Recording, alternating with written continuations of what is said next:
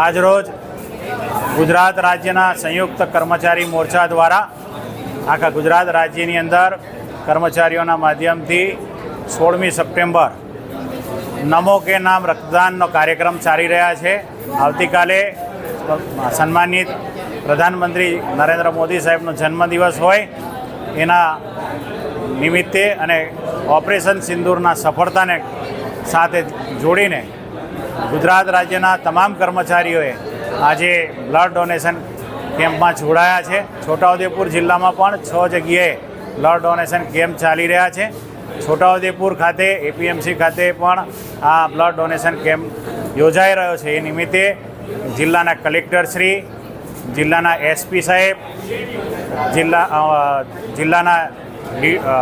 જિલ્લા શિક્ષણાધિકારી શ્રી, જિલ્લાના અમારા સાંસદ શ્રી જસુભાઈ રાઠવા, આ તમામ મહાનુભાવો પણ આ રક્તદાનની અંદર ભાગ લીધો છે, જોડાયા છે અને કર્મચારીઓ પણ મોટી સંખ્યાની અંદર આજે રક્તદાન કર્યું છે। અસ્તુ ભારત માતા કી।